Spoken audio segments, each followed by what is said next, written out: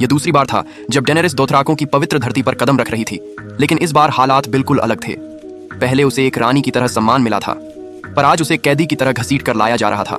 रास्ते भर सवार उसके सामने अपनी भाषा में गंदी गंदी बातें बोलते रहे। उन्हें क्या पता, चांदी जैसे बालों वाली ये औरत कभी खुद खाल ड्रोगो की खलीसी थी। डेनेरिस चुप रही, समझने के बाद भी अनजान बनकर, ताकि और बुरा न झेलना पड़े। आखिरकार उसे नए नेता खाल मोरो के सामने लाया गया। उसकी खूबसूरती देख मोरो की बीवियों की आंखों में जलन उतर आई। उन्होंने उसे डायन कहा, बोलती कि उसके चांदी जैसे बाल और नीली आंखें किसी अभिशाप की निशानी है।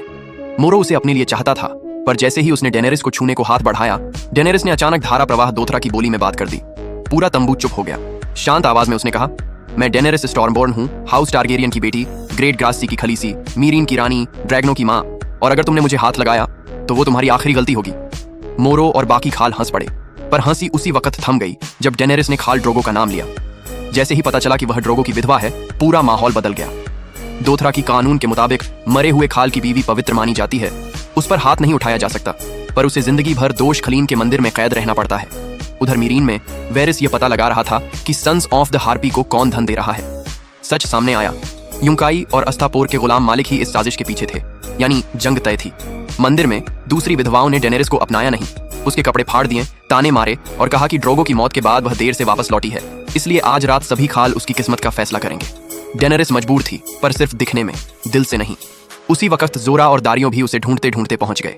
पहले दोनों उसे चुपचाप निकाल ले जाने का सोच रहे थे, लेकिन चारों तरफ लाखों दोथराकी हों, बच निकलना नामुमकिन था। तब डेनेरिस ने एक और बड़ा बेहद खतरनाक प्लान बना लिया। उस रात सभी खाल इकट्ठा हुए। वो तय कर रहे थे कि उसे घोड़ों के बदले बेच दें या अपने सिपाहियों के हवाले कर दें, पर डेनेरिस एकदम शांत खड़ी रही।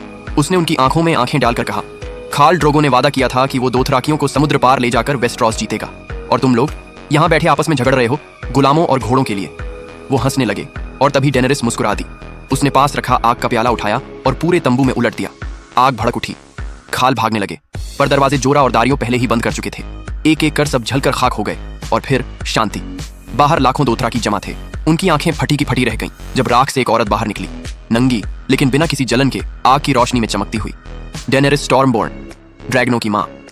पहली बार उसने आग से चलकर जन्म लिया था, पर यह दूसरी बार उसकी किस्मत को हमेशा के लिए बदल देने वाला था। हजारों दोथराकियों ने घुटनों पर बैठकर सिर झुका दिया। उस पल के बाद वह सिर्फ खलीसी नहीं रही, वह वो रानी बनी जिसे दोथराकियों ने खुद चुना।